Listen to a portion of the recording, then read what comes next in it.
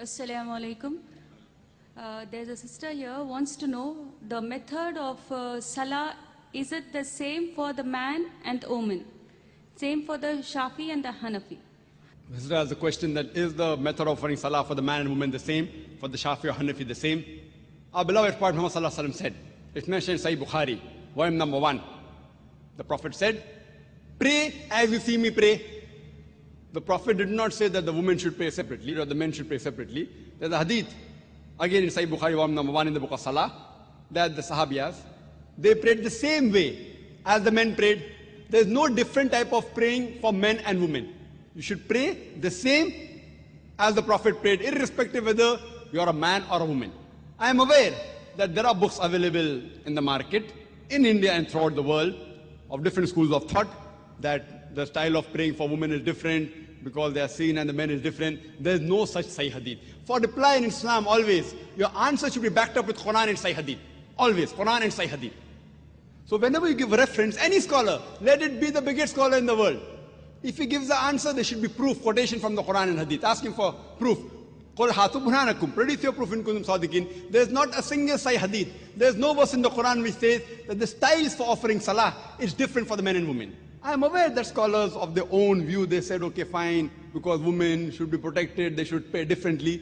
These are their thinking. But the Prophet never said that. We should pray as the Prophet prayed. Regarding the style for offering salah, as the Hanafi style and the Shafi style, I am aware that it does differ.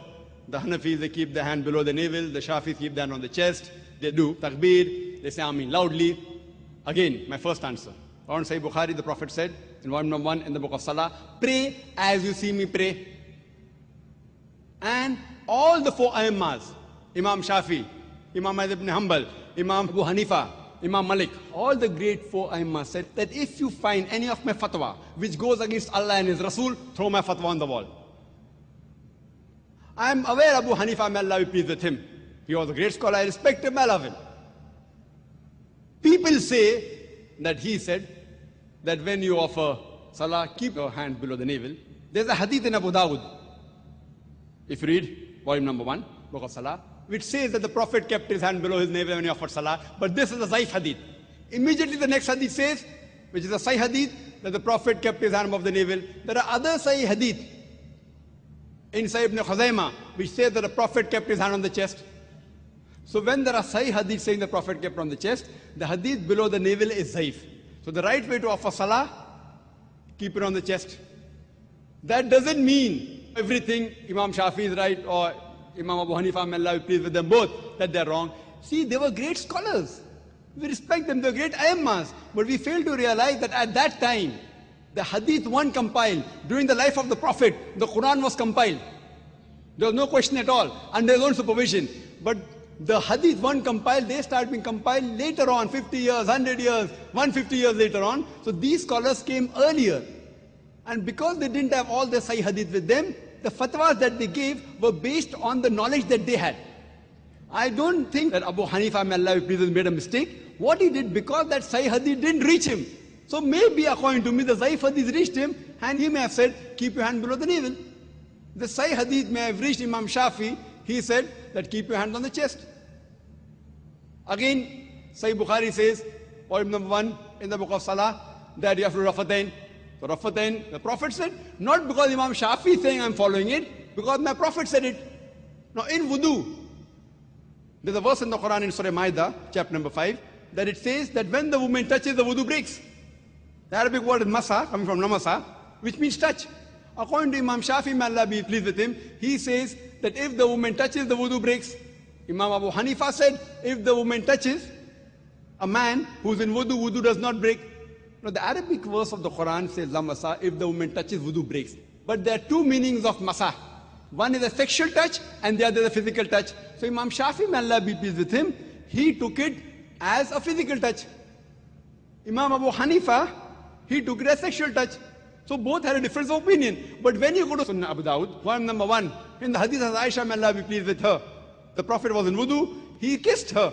And the Prophet, without doing wudu again, went for salah. There's another hadith in Sahih Bukhari, in the book of Salah, volume number 1. The Hazrat Aisha was sleeping, Prophet put the leg and offered salah. So this proves that physical touch does not break the wudu. So here, Abu Hanifa, may Allah be pleased with him, is right. And Imam Shafi, not that he made a mistake willfully, that hadith didn't reach him. So all were great scholars. And all the Imam said that if you find any of my fatwa which goes against Allah and His Rasul, then throw my fatwa on the wall. So I say that I am a Pakka Hanafi. Dr. Zakir Naik is a Pakka Hanafi. Why? Abu Hanifa maybe gave the fatwa, keep down below the navel while offering salah. But the Sahih Hadith says keep on the chest. So I, while offering salah, I keep off my chest. I am a Pakka Hanafi. Imam Shafi said, if you find any of my fatwa which goes against Allah and Rasul, throw my fatwa on the wall. So Imam Shafi said that if the woman touches a man in wudu, wudu breaks. But Sahih Hadith says wudu does not break. So my wudu does not break if a woman unintentionally touches me. So because I've thrown the fatwa of Imam Shafi on the wall, he said that I'm a Pakka Shafi. I'm a Pakka Hanafi, I'm a Pakka Shafi, I'm Pakka Hanbali, I'm also Pakka Maliki. Pakka means staunch.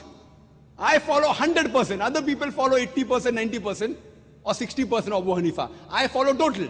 All the great four Aimma said, if you find any of my fatwa which goes against Allah and Rasul, throw my fatwa on the wall. All these scholars, the great scholars, you have to respect them. But you have to realize that the hadith weren't compiled. Today, everything on the fingertips, on the CD-ROM, in the books available. So now the scholars are there, and out of lack of information, for example, there's my brother who's a doctor, and Copernicus.